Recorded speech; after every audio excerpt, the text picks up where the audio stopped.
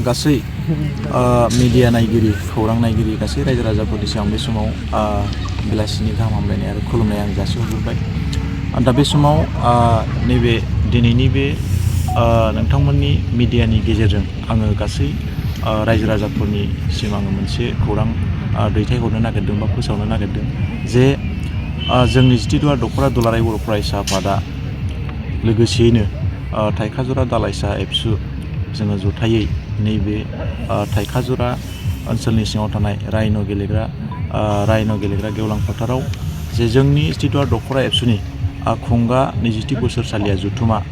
आरो थाइखाजुरा दालाइसा एबसुनि 5थि बोसोरसालिया जथुमा बेखौ जोङो गाबोन 13 डिसेम्बर आरो 14 डिसेम्बर बे साननैनि मेहेरगोनां हाबाफारिनि गेजेरजों गाजा गोमजायै जोङो बाहाय खुंफुंनो थाखाय जोङो थाम थिम खालामदों आरो बेबायदिनो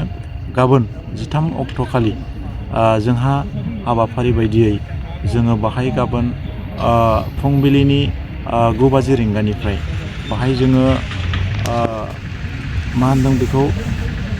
जोहोलाव सोमला बसुमतारी बुलुर बादायलायनाय बे खेलाखौ जोङो गाबोन 9 रिंगानिफ्राय होगोन आरो बेनि उनाव हिन्जावसाफोरनि जे काबादि मुंख्लं गायदे हेलेना जे गोसोखां काबादि बादायलायनाय बे हाबाफारिखौ जोङो गाबोन फुंबिलियाव जोङो बेखौ जागायगोन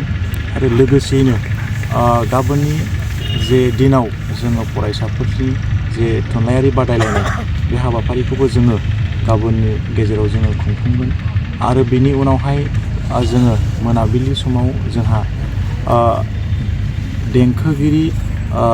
दैखं खुंगुर गोसोखां 1, 2, 3 देंखोमु बादायलायनाय बे हाबाफारिखौ जोङो मोनाबिलि समाव जोङो बादायलायनाय हाबाफारि बेखौ जोङो खुंफुंगोन आरो फैगौ 14 डिसेम्बर खालि जोङो बाहाय जोंहा माखासे हाबाफारि जोङो लाबावदों जे 14 डिसेम्बर खालि जोंहा हाबाफारिया जागोन फुंबिलि 9:30 रिंगानिफ्राय जे जोङो आथिखालाव जोंनि फरायसाफोरजों माबायदि जोङो परिबेसखौ जोङो लानानै जोंनि फरायसाफोरा सिगां फारसे दावगालांनांगौ बेफोर गासै बाथ्राफोरखौ लानानै फरायसाफोरजों सावरायनाय मोनसे सेमिनार जोङो बाहाय लादों आरो बे हाबाफारियावनो जोंहा फरायसाफोरजों सावरायनाय हाबाफारियाव फुंखा सुबुं महरै बाहागो लाफैगोन जोंहा सार डक्टर अजित बर' गसाइगाव BEd कलेजनि बिथाङा आथिखालाव गोरायुं बिथाङा फुंखा सुबुं महरै बाहागो लाफैगोन आरो बेनि अनगायैबो जोंनि ओनसोला जिहेतु गोबां आबाद मावनानै जाग्रा आरो गोबां रायजो राजाफोरा आबाद मावनानै जायोब्लाबो आथिखालनि माखासे जे जोंनि बैगानिक बा आथिखालनि मुगाजों गोरोबनानै जे खामानि जे आबाद मावनाय बेखौ माखासे सुबुंफोरा बा माखासे आबादारिफ्रा मिथिया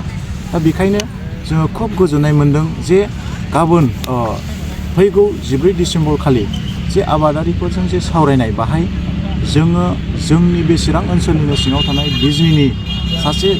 जाफुंसार मुंदांखा आबादारि आरो आबाद मावनायनि गेजेरजोंनो पद्मश्री बान्था मोननो हानाय मानाव गेदेर सर्बेस्वर बसुमतारी बिथाङा बे जोंनि आबादारिफोरजों जे सावरायनाय हाबाफारि बाहाय बिथाङा बाहागो लाफैगोन आरो लोगोसेयैनो मा होनदों मुस्रि बिन'द Basumatary assistant director of agriculture Kokrajhar डिस्ट्रिक्टनि बिथाङाबो फुंखा सुबुं महरै